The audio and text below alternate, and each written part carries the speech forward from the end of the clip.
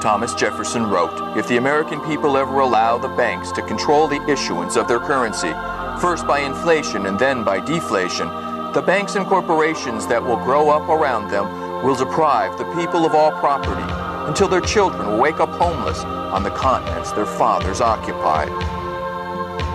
See, what the Federal Reserve Act of 1913 did was give this private banking cartel a total monopoly of printing money.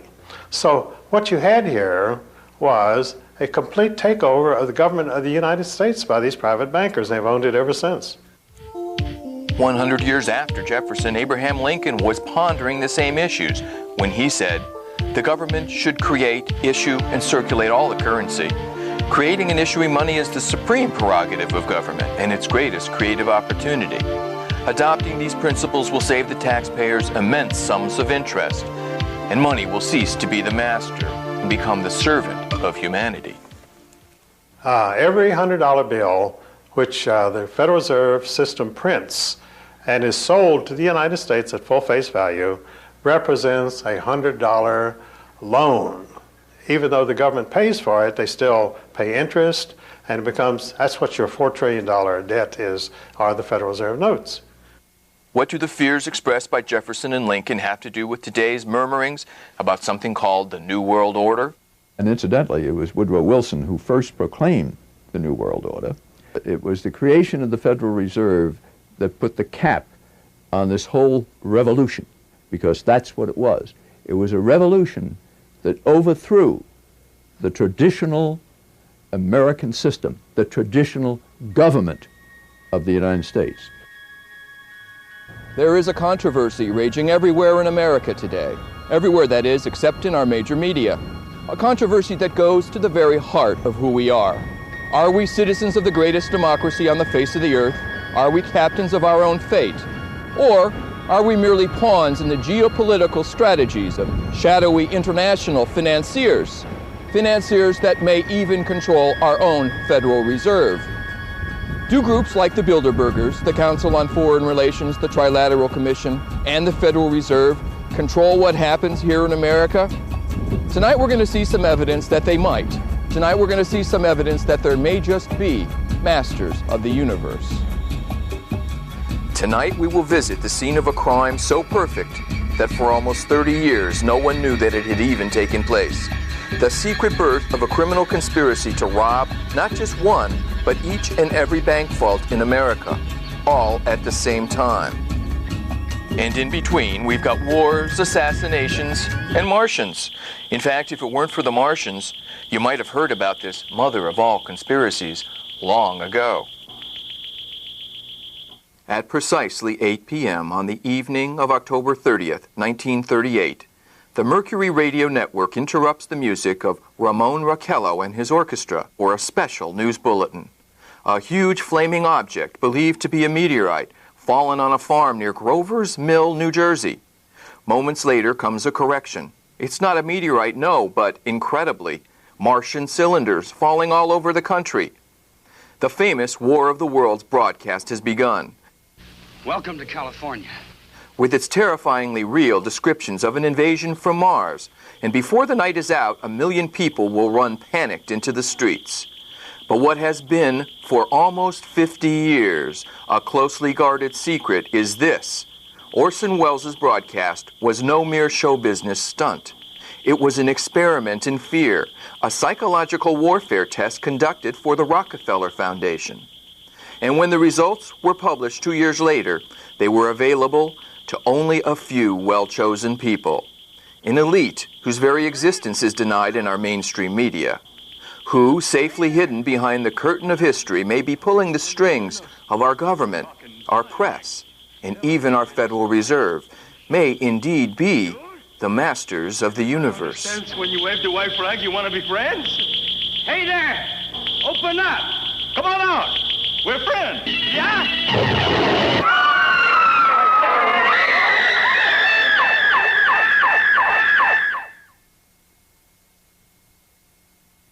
The The psychological warfare test, which we discovered in Orson Welles' broadcast, is crucial to any understanding of why some people feel that elite institutions like the Federal Reserve, the Council on Foreign Relations, and the Bilderbergers pulled the strings that we all dance on. The people who call conspiracy theorists are not the conspiracy theorists themselves, so to speak. So it's we're talking about facts. We're talking about facts here. The Bilderberg Group does exist. The Federal Reserve does exist. The people who are members of the Bilderberg Group are also the people who do control the Federal Reserve. These are all facts. If a group can effectively control national governments, multinational corporations, and even our perceptions, they control the world. But the real founder, I believe, of the Bilderbergers was another man that I met through Jack Hines, C.D. Jackson. And C.D. Jackson was the then publisher of Life magazine. He had been publisher of Fortune some years before. And in between, he, for 4 or 5 years, was the equivalent of being the head of the National Security Council in the White House under Eisenhower. He was the chief of psychological warfare. It all began here. This is Jekyll Island, just off the coast of Georgia, where the immensely rich industrialist J.P. Morgan established the hotel behind us. Here is where representatives of the great banking houses of the world, Rothschild, Rockefeller, Kuhn Loeb, and House of Morgan, met in secret to establish the Federal Reserve. The Jekyll Island story is one of the great untold stories of the 20th century. And it was these bankers who got together, left Hoboken in a sealed train, and with the shades pulled down, and the reporters were going crazy. They knew this was big. These were 5 of the biggest bankers in the world getting on this sealed train. The reporters wanted to know what the hell was going on. They wouldn't talk to them. The train pulled out of the station, left the reporters there, and they didn't know for years what had happened. It is the urging of the famous poet Ezra Pound that sets Mullins on his lifetime quest for the truth about the origins of the Federal Reserve. In the Library of Congress in Washington, D.C., Mullins starts looking for clues. Ezra Pound's young artists and writers, friends, were killed during World War I.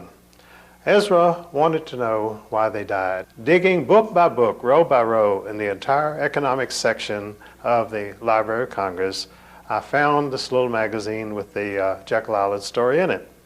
When I took that to Ezra Pound, he was so thrilled. It was the biggest discovery of his life. He said, "You have uncovered the biggest detective story of the 20th century." Why does Pound call Mullins' investigation the biggest detective story of the 20th century? Because I was tracking criminals. This is a criminal conspiracy. The Federal Reserve System, because of the way it originated as a secret conspiracy at Jekyll Island, in law, when any people meet together to plot to rob somebody, that becomes a criminal operation. It can never be anything else. Throughout its subsequent history, it can never overcome that initial criminal beginning. And that's where we are today, a criminal syndicate. That's all it is. It's all it ever has been. Andrew Gray, grandnephew of one of the 6 men who met to plot the creation of the Fed, scoffs at talk of secret cabals. Well, I'm asked whether the Jekyll Island meeting can be automatically classed as a conspiracy. And the answer, first of all, is that the need for secrecy in conceiving important legislation does not necessarily imply conspiracy. We see this all the time. A very important legislation of any kind, particularly that which has to do with changing the financial structure of the country, cannot be drafted in public forum by a large roomful of free debaters. The placid waters lapping these shores give no hint of the churning turmoil which events on this island caused throughout this entire century. Back in 1910, when the membership of the Jekyll Island Club represented fully 1/6 of the wealth of the entire world, the privileged sunbathers who came here were so secretive about this place that they used code when talking about it, even to friends. "We're going to Jamaica," they would say, and those in the know knew this meant they were coming to Jekyll Island. where the conspirators who created the Federal Reserve were so worried about their plans leaking out that they formed what they called the First Name Club. So what they did was agree to address each other only by their first names. They would be, Warburg became Mr. Paul. Aldrich became Mr. Nelson. And they kept that up religiously the whole time. I don't think they slipped one. And on the train, the senators swore all of them to lifetime secrecy. I mean, he said, I don't want any of you ever to say a word about this. And this was honored by Warburg even 20 years after the senator's death. Beneath this stained glass window, a secret plan came into being that did much to shape the 20th century, and the details are only now becoming public knowledge. And this is a conspiracy. The birth of the Federal Reserve System, we know, was at Jekyll Island, Georgia, in the secret meeting that took place. The immediate excuse was the money panic of 1907, which was engineered by Jacob Schiff and the Rockefellers to gain control of some corporations they were after. History books record that Woodrow Wilson was the father of the Federal Reserve Act, signing it into law December 22, 1913, at the White House. All of the history books mention that Woodrow Wilson was the father of the Federal Reserve Act for a very simple reason. He was president at that time. He signed it into law on December 22, 1913, at the White House, and he was elected for that purpose. Now, the reason he was elected was we had, in 1912, a very popular president, a Republican named William Howard Taft.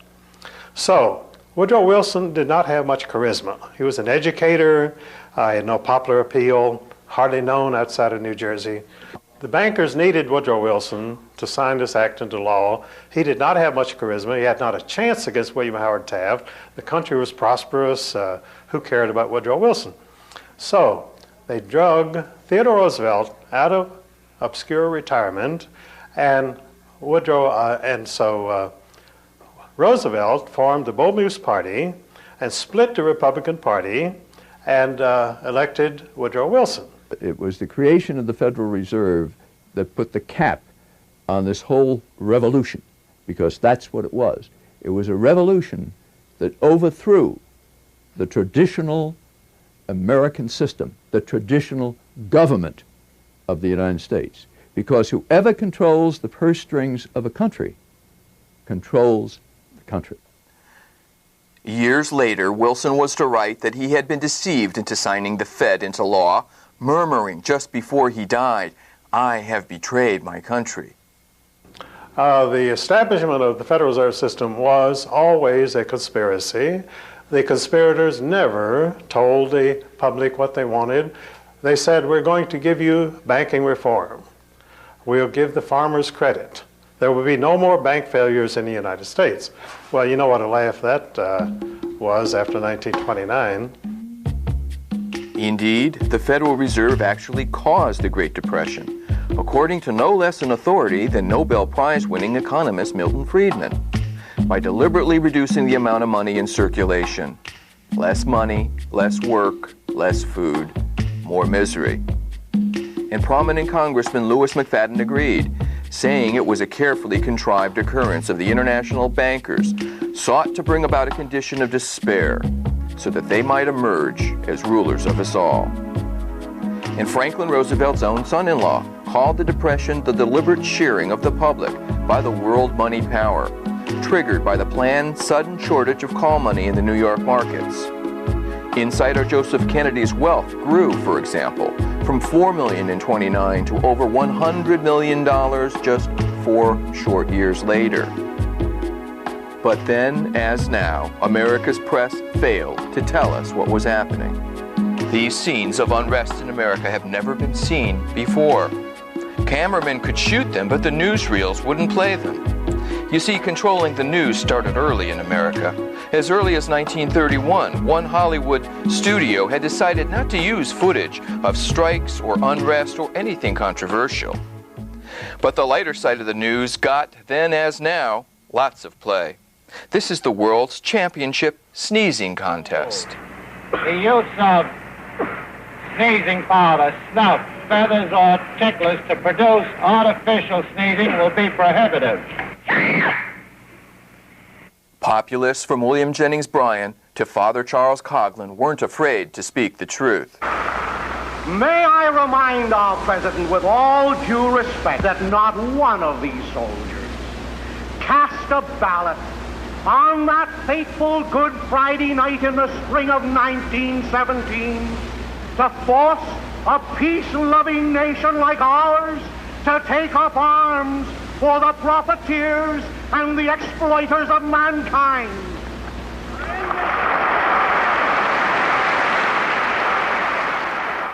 And during the Depression, no one was more dangerous to the banking interests than Huey Long. According to the tables which we have assembled, it is our estimate that 4% of the American people own 85% of the wealth of America, and that over 70% of the people of America don't own enough to pay the debts that they owe. How many men ever went to a barbecue and would let one man take off the table what's intended for 9/10 of the people to eat? The only way you'll ever be able to feed the balance of the people is to make that man come back and bring back some of that grub he ain't got no business with.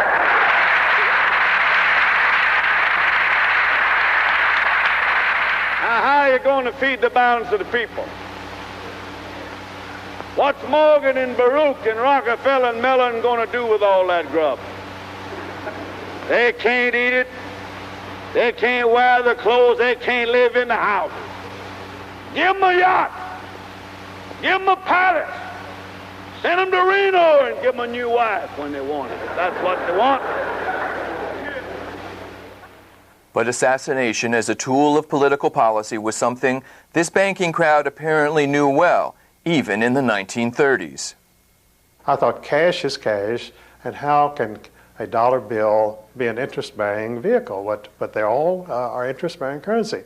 And you see both John F. Kennedy and Abraham Lincoln were murdered because they went to the Treasury and started printing non-interest-bearing currency, the greenback notes.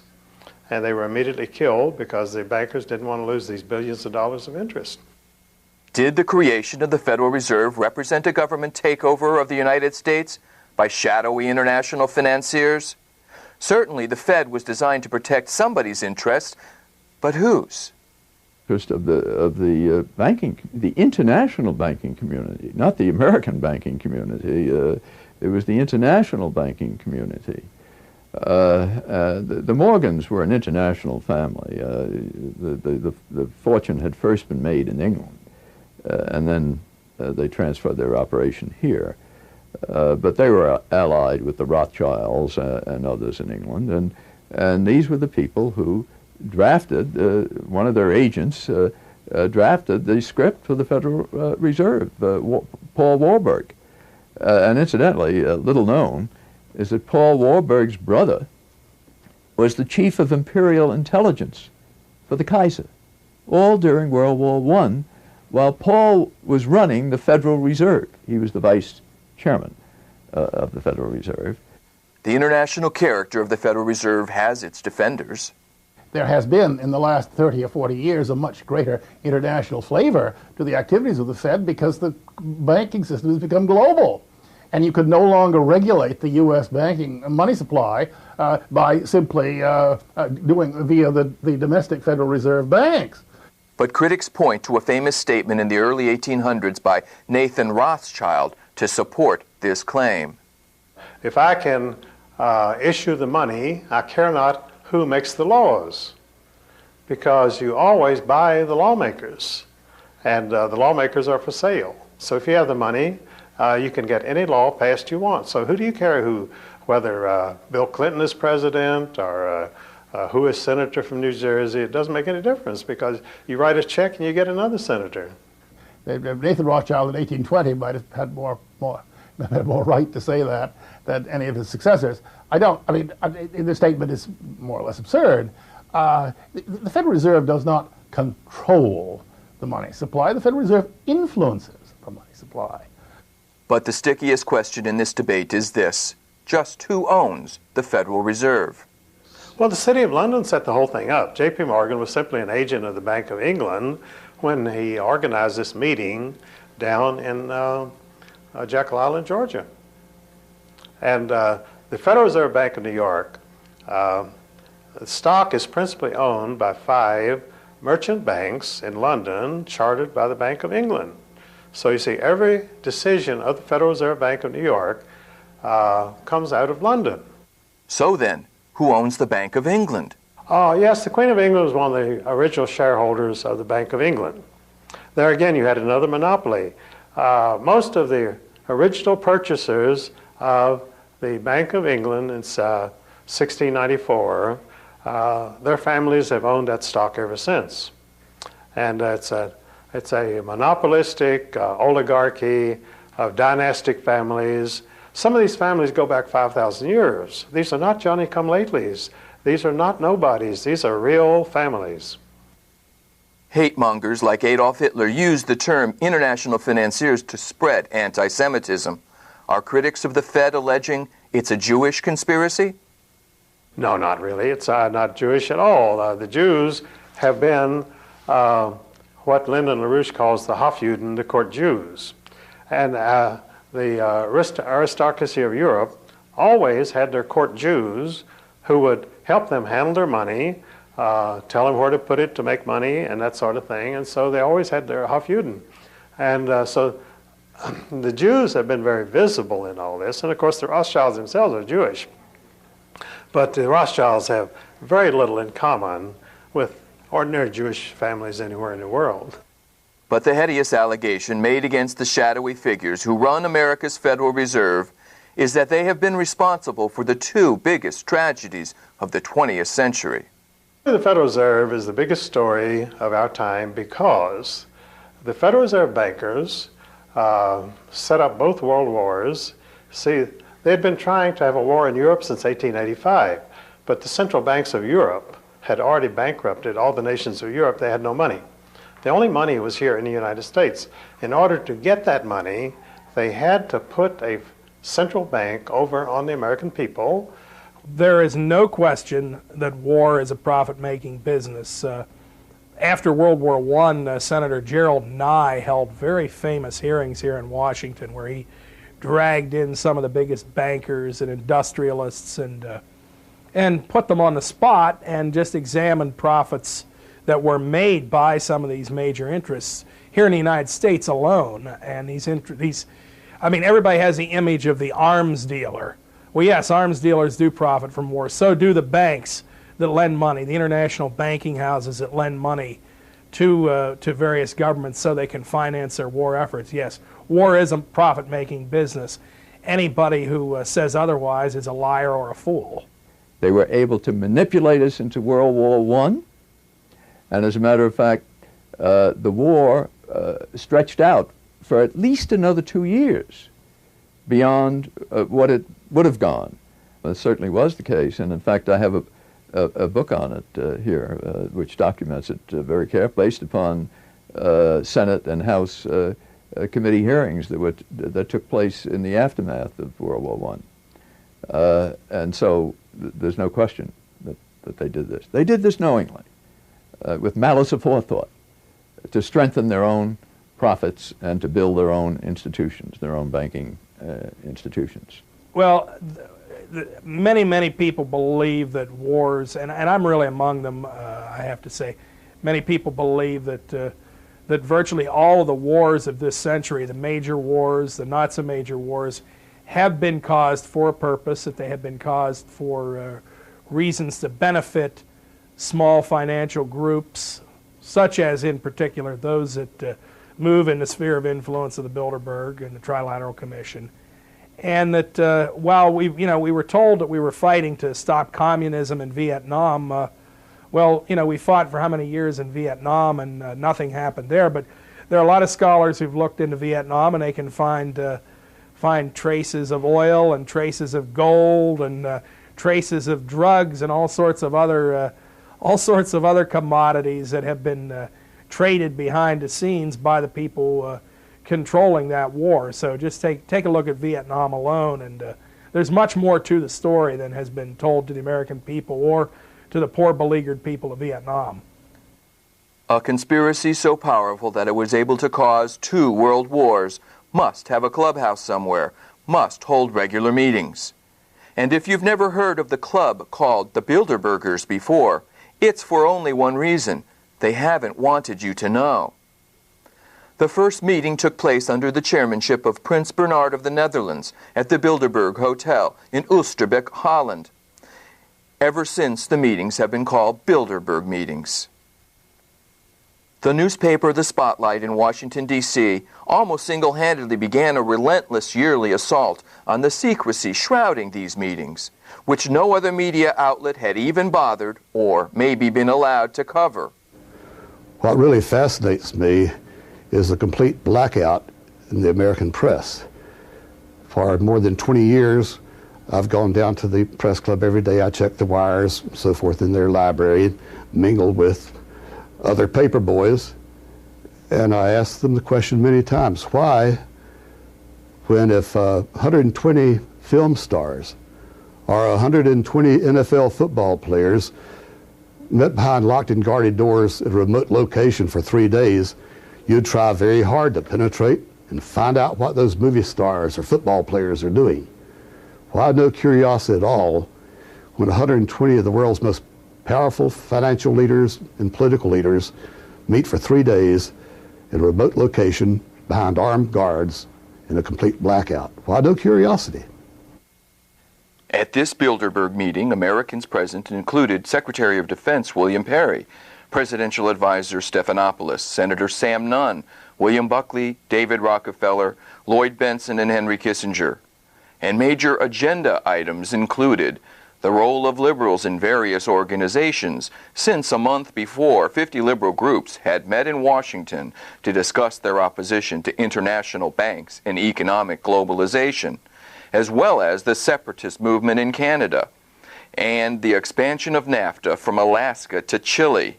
Yet here, in its entirety, is the respected Canadian Broadcasting Corporation's coverage of the Bilderberg meeting. It used to be a luxury resort where people came to forget their troubles. This weekend, international heads of state and business are here trying to solve the world's troubles, and police are ready for any intruders causing trouble. There is actually quite a bit of security, but it's discreet. So what would happen if somebody tried to sneak in through the trees back there? I don't know. I wouldn't want to try it. 120 world figures are here, including the Prime Minister, Finance Minister Paul Martin, former U.S. Secretary of State Henry Kissinger, and U.S. presidential aide George Stephanopoulos. Newspaper magnate Conrad Black is hosting something mysterious called the Bilderberg Conference. The meetings here are very private. There are no resolutions, no votes, nor policy papers, and definitely no interviews for reporters. Few people in King City know what's going on, but many people are speculating. What they're probably doing is just discussing, political policy. Probably trying to figure out how to spend our money. No, I don't think they're into barbecues and beer. They're more into caviar and champagne. Bilderberg in particular is an organization created in the 1950s which was designed to try and ensure Atlantic unity and also a stable and growing world economy. This political science professor has written about the secret of Bilderberg Conference. The major justification for the secrecy is to allow people from very different political contexts and walks of life to exchange views frankly over sometimes very difficult issues. Simon Dingley, CBC News, King City, Ontario. Why is it the major media would deny this? Let's look at the ownership of the major media. Let's look at the roster of, say, the Bilderberg meeting. Katharine Graham owns the Washington Post Country. Katharine Graham has been to the Bilderbergers. Conrad Black, one of the largest media barons in Canada and Europe. Conrad Black has not only been to these meetings, but he has hosted the meeting just a few years ago. And this is a conspiracy, because every year they meet in secret. The press never reports on it, even though people like Katharine Graham, the longtime publisher, owner of the Washington Post, has been to almost all the meetings, even though representatives of the New York Times have been at all the meetings. The Wall Street Journal and the other top newspapers in Europe and Japan as well. And there is an absolute news blackout. There is never anything reported in any of those papers. In this country, the press is seen as the fourth estate. You know, you've got the judiciary branch, the legislative branch of government, the executive branch of government. Then you're supposed to have the press keeping an eye on these three. If leaders from these three are working with other leaders around the world to determine economic policy, to determine wars, to determine what people will have human rights, etc., then yes, the press has a responsibility to get in there and to inform people. But just 2 years ago, I think 1997, the First Lady attended the meeting in Georgia, in Atlanta. Now, a few papers in Georgia picked it up. A couple of these papers are part of national chains. It appeared here and there, spot coverage throughout the country. But this is the First Lady at a meeting with people who really, arguably want to rule the world. You know, that should have been front page news. Have the Bilderbergers corrupted the press? Is the public's right to know snickered at behind our backs? Reporters who hobnob with the Bilderbergers comprise a virtual who's who of journalism. Everyone from Peter Jennings to Leslie Stahl, from Roone Arledge to the only journalist present in Dealey Plaza, Dan Rather, when John Fitzgerald Kennedy was murdered. Could this explain the curiously incurious attitude of the American press towards the assassination of the last legitimately elected President of the United States? A sinister conspiracy to one person might just be another person's private affair. It's just that when you get people to going on and on about this or that,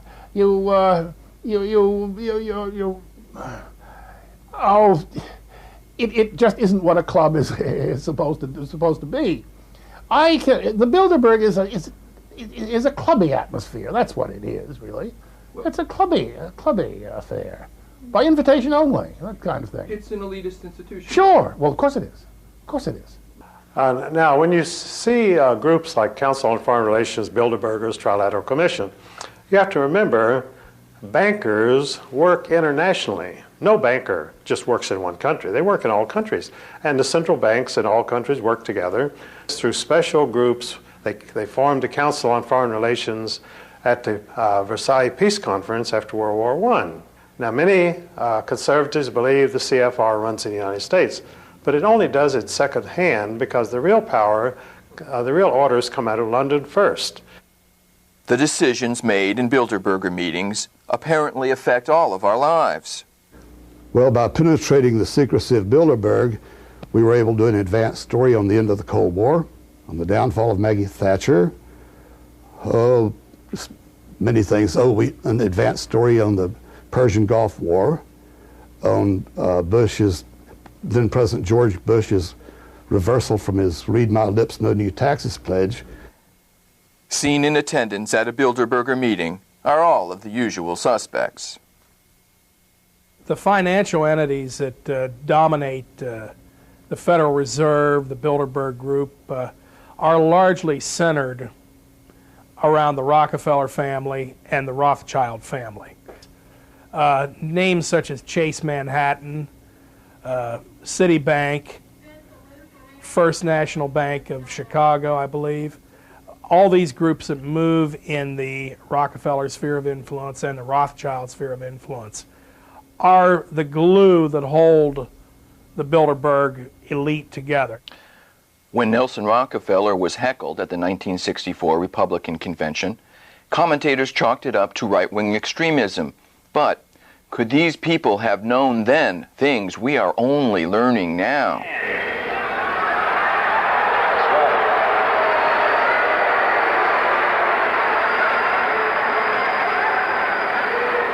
Their tactics have ranged from cancellation by coercion of a speaking engagement before a college to outright threats of personal violence.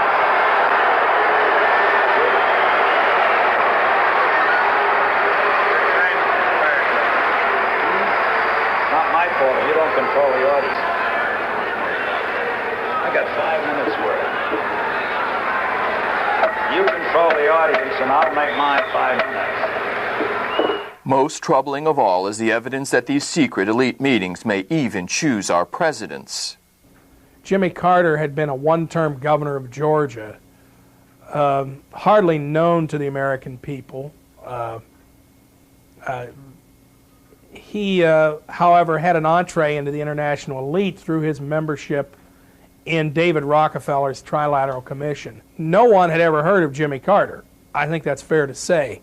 Yet, within the next several years, as he announced his presidential campaign, started moving towards a Democratic presidential nomination, he started getting a lot of favorable media coverage, particularly from media connected to the Rockefeller sphere of influence. Carter was painted as a populist, a man of the people, when in fact he was moving in the highest circles of the international elite. There are even more recent examples of the Bilderbergers selecting people to become our leaders. When we discovered that the obscure governor of Arkansas, Bill Clinton, had attended his first Bilderberg meeting in Baden-Baden, Germany in 1991, we were able to anticipate a political future for the young man.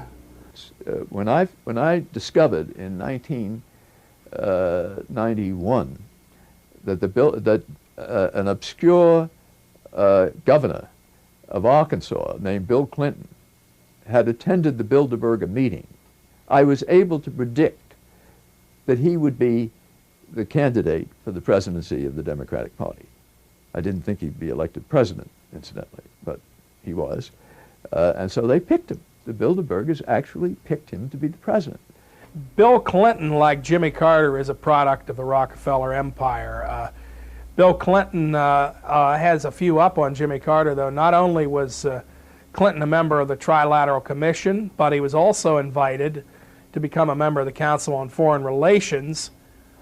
And he also was inducted into the Bilderberg Group at its meeting in Baden-Baden, Germany in 1991. Bill Clinton was. So he essentially had the imprimatur of the Rockefeller and Rothschild families, and he had the appropriate backing, and he knew it. He's a smart guy, and that's how he got in the White House. I have no doubt about that in my mind. They put him there. If there is a conspiracy loosely called the New World Order, the free movement of capital and goods across national boundaries is clearly a big part of their agenda. The global elite have been some of the primary promoters, in fact, the primary promoters of free trade, precisely because of the fact that they are the ones who control the major multinational corporations. They are the ones who want to build televisions in Mexico and in third world country, impoverished third world countries, and pay these people who otherwise have no employment. They want to pay them at sub minimum wages, slave wages, and then export them at gigantic profits back to the United States. But we're told by the major media in this country, which is tied in again with these international elites, that, oh, well, this is a temporary thing. It really is good for America. But it's not good for America. Look at anybody who's lost their job. Look at how their family suffers. That's the Bilderberg Group at work. That's the Trilateral Commission. That's the Federal Reserve, all these elite groups that they're benefiting, but the average American isn't. Critics of the American CIA have long accused it of operating not in the best interests of Americans as a whole, but of being a virtual private army for multinationals, as well as being heavily involved in the drug trade. Could they be actually working for this sinister conspiracy? These families have been mostly in the banking business for at least 500 years, most of them.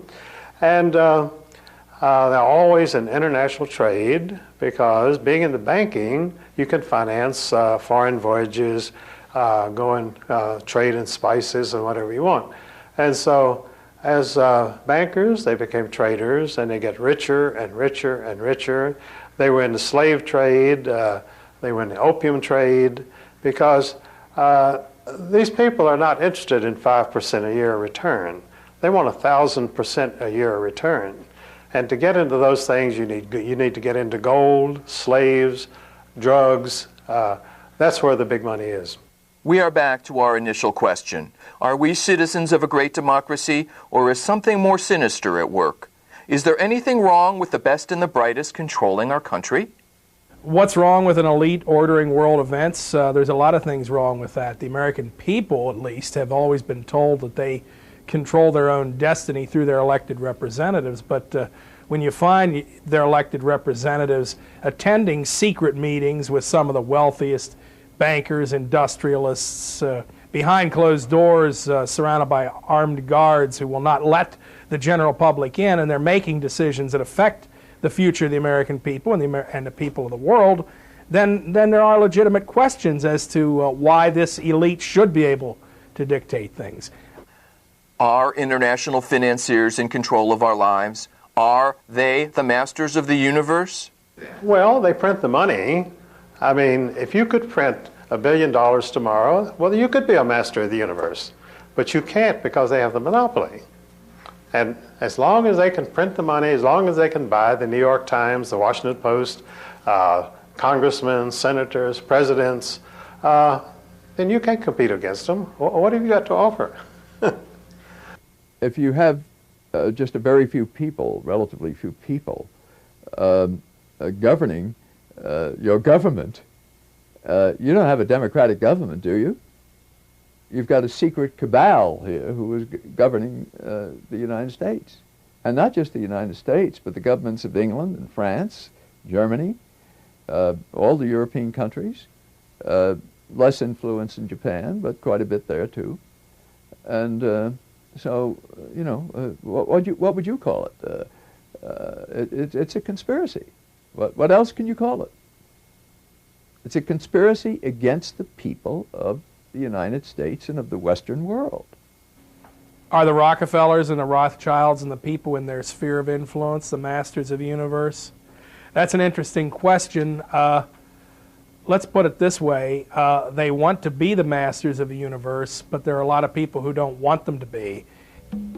It's only fitting that we end with a quote from the man who started it all, Woodrow Wilson, who, as we have seen, spent his remaining years regretting what he had done. "We are controlled by a small group of dominant men," he said, "the worst ruled and most completely controlled government in the civilized world.